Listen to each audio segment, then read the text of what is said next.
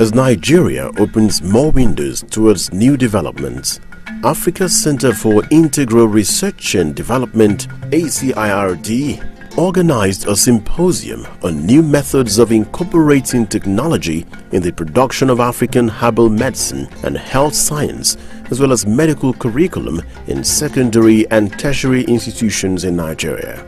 The symposium also focused on the role and benefits of indigenous herbal or traditional medicines and healing practices in primary health care, among other things. The symposium, opened by Reverend Father Anselm Adodo, looked at the workshop as a means of opening up new realities for herbal medicine in Africa and take up the challenge by carrying forward the achievements of Paxherbal in the last 20 years.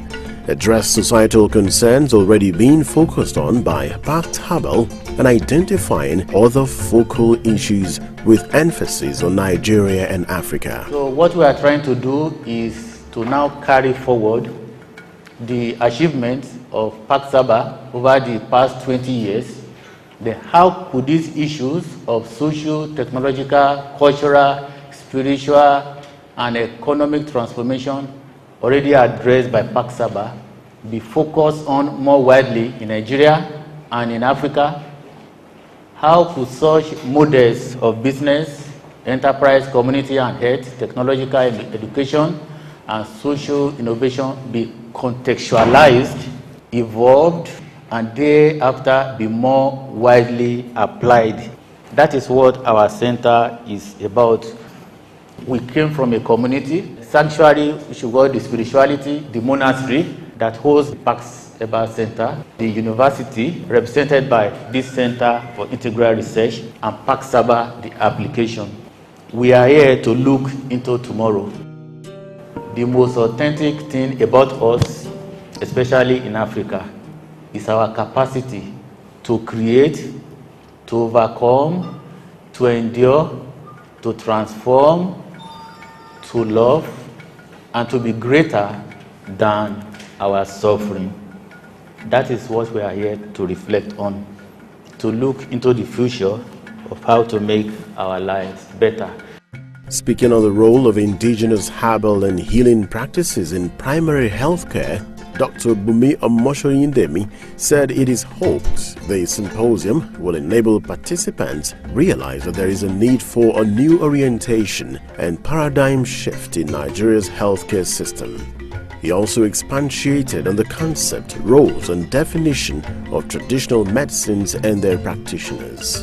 The WHO, as I rightly said, has put this healing practice in a proper perspective by defining it as the total sum of knowledge and practices, whether explicable or not, used in diagnosis, prevention, and elimination of physical, mental, social, and spiritual imbalance, relying exclusively on practical experience, observation down from generation to generation, whether verbally or in writing.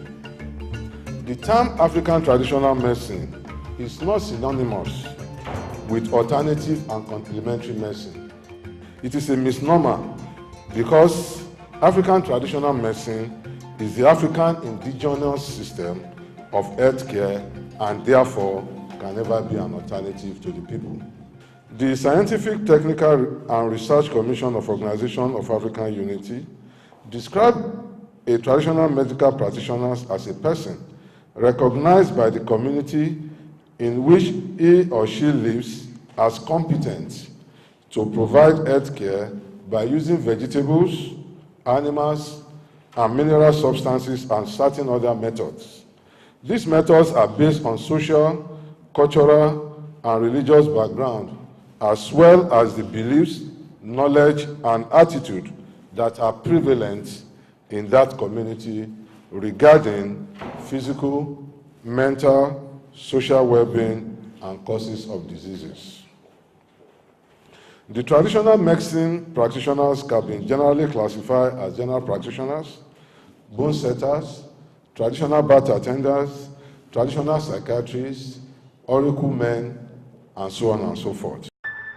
The many century-old alternative source of healthcare system have become handy often in desperate situations.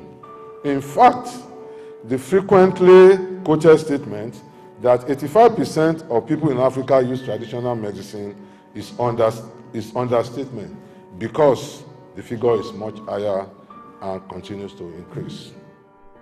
He said that the use of the primary healthcare concept strongly encourages referral to essential healthcare services, leaving herbal medicines geographically accessible, acceptable, and affordable, and integrated by community participation. Dr. Omosheyindemi stressed that because stakeholders have to assess the role of indigenous practices and traditional medicine practitioners in primary healthcare, the World Health Organization (WHO) emphasis for effective healthcare delivery, there is need for accessibility, affordability, acceptability, and appropriateness of service. This then became a poised commitment strategy to meet the World Health Organization's challenge of World Health for All by the year 2000, which never saw the light due to poor orientation. The traditional medical sectors represent a vast manpower resources. Approximately 300,000 traditional healers. That is what we have been able to, but I know there are more than that. Nigeria is a nation of about 175 million people.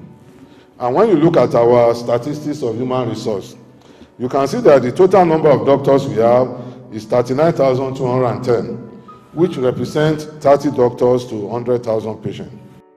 We need to think inward and look at the expression made by Professor Ade Lambo, who happens to be Deputy Director of the WHO in 1985.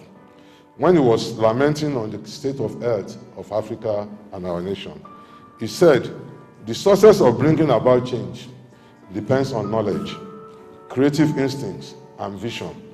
I suggest that we look at the whole course of the future of medicine and health as an immense stairway and recognize that by change, we and our immediate forebearers and successors live in one of the rare moments when man is challenged to rise from one level to the other.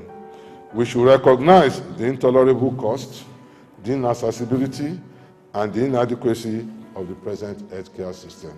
Dr. Omosheyindemi urged all necessary stakeholders to support the movement of traditional medicine into the Nigerian primary healthcare system, especially to meet the needs of human resource for health in Nigeria. A senior lecturer at the Lagos State College of Medicine, Dr. Clara Dawudu, said herbals account for about 90% of African traditional medicine. Use of these herbals are aggressively promoted by like groups. Now, what do I mean by like groups? I'll give you two examples. One, the NNMDA, the Nigerian Natural Medicine Development Agency, and Paxherbal Clinic and Research Laboratories. They are important. NNMDA's logo is promoting traditional medicine through research. While Pax, the logo says it's bringing health closer to the people and changing the face of African medicine. It is a success story with more than over 60 different herbal range of products with international presence vis-a-vis America, Canada, and UK. Dr. Dawudu shared more on Paxherbal, herbal medicine benefits and usage with prototype of incorporating and promoting traditional medicines in health science education. Health science so far in the Nigerian education curriculum does not include topics that relate to African traditional medicine, please. Looking through the Lagos State Government Ministry of Education Unified Scheme of Work for secondary schools, African traditional medicine is not a listed subject. So, looking at the W's, what, where, how, who, why? How are we going to go about this? The why here is the primordial. We have to have a primordial prevention. It's the key for health. Herbs, please, are used for both animals and humans. Where can we use the herbs? We can use herbs in schools, in offices, and your preferred choice in hospitals. Why is it a Herculean task? Because